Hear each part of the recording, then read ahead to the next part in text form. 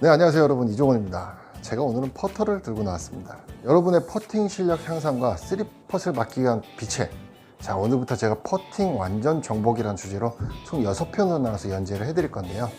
끝까지 집중해서 보신다면 여러분의 퍼팅 실력 향상은 지금보다 3배 이상 좋아진다고 보장합니다. 끝까지 시청 부탁드릴게요.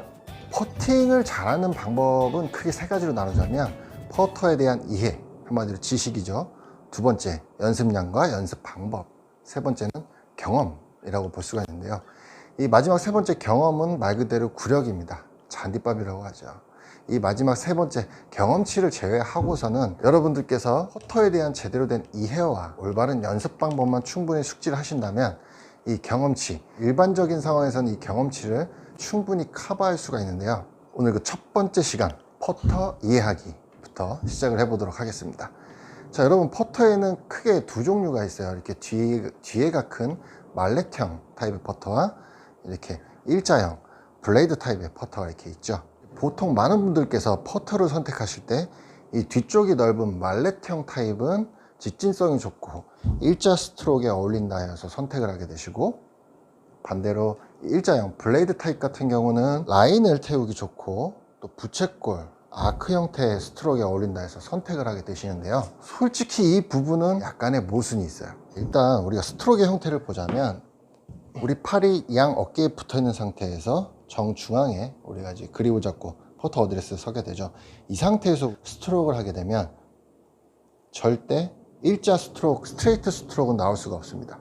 측면에서도 보시면 이 상태에서 팔을 몸에 붙인 채 스트로크를 하게 되면 이렇게 원호, 부채꼴 모양의 원호를 그리게 돼 있죠. 실제로 우리가 직진 스트로크, 스트레이트 스트로크 하려면 지면과 상당히 거의 기역자 형태까지 평행하게 숙인 상태로 이렇게 회전을 해야만 일자 스트로크를 할 수가 있고요. 또는 어깨가 좌우 회전이 아닌 상하 회전이 돼야 일자 스트로크 할 수 있는데, 이렇게 상하 운동이 되게 되면 퍼팅 궤도, 이 스윙 궤도가 상당히 가파를 수밖에 없고요. 또한 손도 많이 쓰게 되고 팔도 많이 쓰게 됩니다. 결국엔 이 운동을 하면서 이 양쪽 팔꿈치가 우리 몸에서 떨어지게 되는 결과가 나오는데, 즉 우리 몸에서 팔꿈치가 떨어지는 순간 미세한 움직임에도 스윙의 스트로크의 궤도는 급변을 하게 되어 있습니다. 그래서 많은 분들께서 퍼팅할 때 항상 팔을 몸에 붙이라고 하는 이유기도 하죠.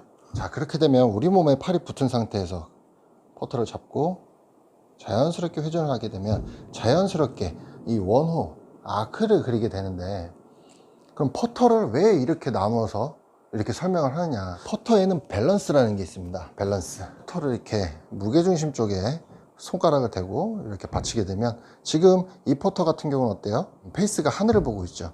이걸 이제 페이스 밸런스 퍼터라고 하고요. 보통 뒤에가 넓은 말렛 타입의 퍼터들이 이런 형태로 나오게 되고요.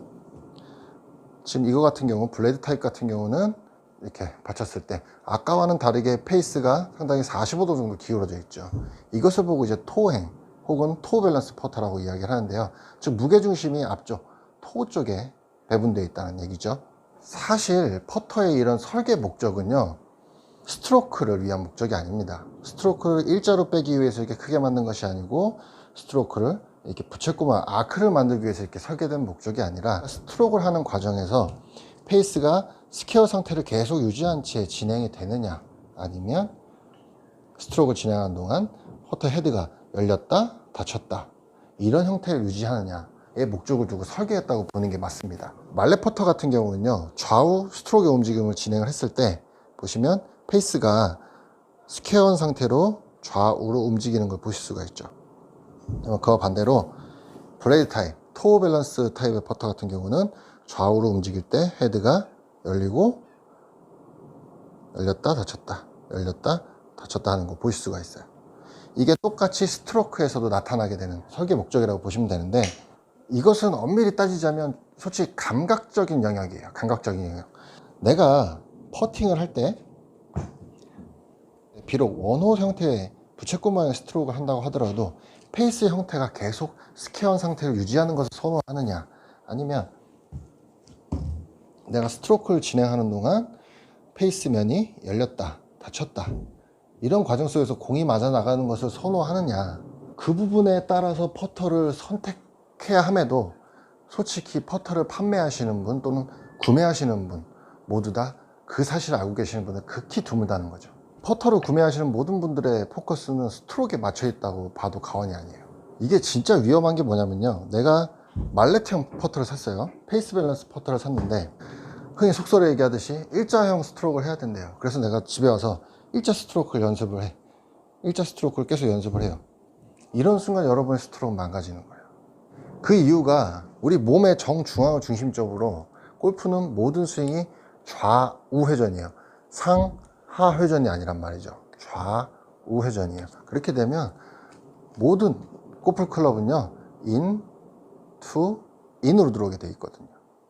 설사 내가 나는 그렇게 안 해도 일자 스트로크 할 수 있어요 하시는 분들은요, 무조건 손의 개입이든 팔의 개입이든 어떠한 추가적인 동작으로 인해서 일자 스트로크를 만들고 계신 건데요, 그것을 보고 흔히들 여러 가지 조합을 섞어 놓은 퍼팅 스트로크라고 이야기를 합니다. 즉 추가되는 동작이 많으면 많을수록 미스가 많은 퍼팅 스트로크가 될 수밖에 없다는 거죠.